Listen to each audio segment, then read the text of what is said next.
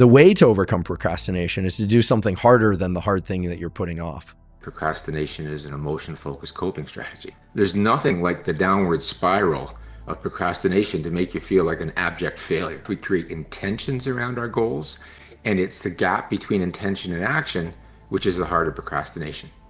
David Allen, and he says, we don't do tasks, we don't do projects, we do actions.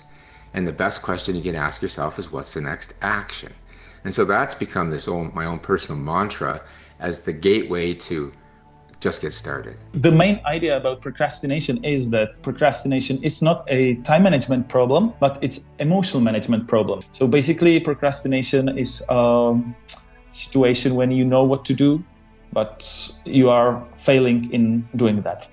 Procrastination is a habit that you have learned and that you repeat whenever you feel stressed.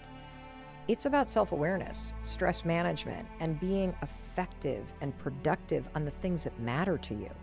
It's about feeling a sense of control and agency in your life.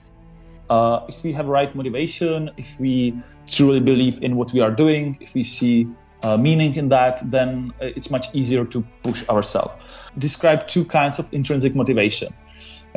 One is intrinsic motivation on goals, and the second is intrinsic motivation by journey, focusing on path rather than the destination. If you love the process, you don't procrastinate doing those things because you already love the process. Avoiding distraction is the key to not living with regret, because we all basically know what to do, right? We know we should exercise. We know we should eat right. We know we should spend quality time with our family. We know we should do the hard work that we have to do to move our careers forward. But many times we don't do it, even though we know what to do. And if you don't know what to do, Google it. It's all out there, right? So the problem is not that we don't know what to do. The problem is we keep getting in our own way. And so it's really about becoming indistractable. This is how we live the kind of lives we deserve. 90% of the time that we get distracted, it's not because of what's happening outside of us, it's because of what's happening inside of us. These are called internal triggers. Internal triggers are these uncomfortable emotional states that we seek to escape.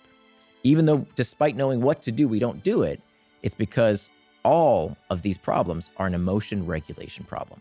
So the first step is mastering these internal triggers, figuring out why you feel this way. High performers, when they feel those internal triggers, they experience the same internal triggers the rest of us do. They experience loneliness and stress and anxiety just like everyone else does. But they deal with it by using it as rocket fuel to push them towards traction. Whereas distractible people, as soon as they feel that discomfort, they try and escape it with distraction. That's the big difference. The second step is to make time for traction.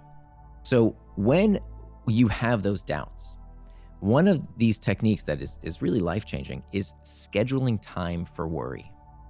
Scheduling time for worry. That what happens is in the moment, we feel these feelings, we think these thoughts, and a distractible person will say, well, I got to deal with that sensation right now. I have to work through whatever it is that I'm feeling right now. And they stop everything to do that. And that's not the right method. The right method is to write down that sensation and get back to the task at hand as quickly as possible. Then later on, right now that you've written down what that sensation is, you're going to make time in your calendar to think about that sensation. So step 3 is hacking back the external triggers. So this is when we do talk about the usual suspects, the pings, the dings, the rings. That's where we very systematically go through what a lot of people complain about, but it's really only 10% of the problem because 90% of our distractions begin from within. So step 4 is preventing distraction with pacts. So pacts are these, what's called a pre-commitment device. So this is what you do after the first 3 steps. So you master the internal triggers, you make time for traction, you hack back the external triggers. As the last line of defense, as the firewall against distraction, you're going to prevent distraction with a pact. Now, what are pacts? It's when you decide in advance what you will do to keep yourself in that task. And there's 3 types of pacts. We have what we call effort pacts, price pacts, and identity pacts.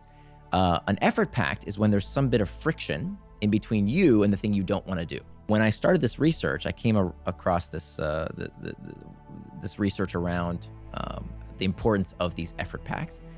And I went to the hardware store and I bought us this $10 outlet timer. Now this outlet timer, you plug it into the wall, and whatever you plug into that outlet timer will turn on or off at any time of day and night. So what did we do with that? We plugged in our internet router into this timer. So every night in our household at 10 p.m., the internet shuts off. Now, could I turn it back on? Of course I could, but I'd have to go under my desk, unplug this timer, reset it, and plug it back in. That would take effort. So I put some friction in between myself and the distraction. The difference is between a distractible person and an indistractable person is that a distractible person keeps getting distracted by the same things. Paulo Coelho has a wonderful quote. He said, "A mistake repeated more than once is a decision." Such a good quote. A mistake repeated more than once is a decision. Good, right? So distractible people keep getting distracted by the same things again and again. How many times are we going to complain about TikTok and Facebook before we say, enough, I'm going to do something about it?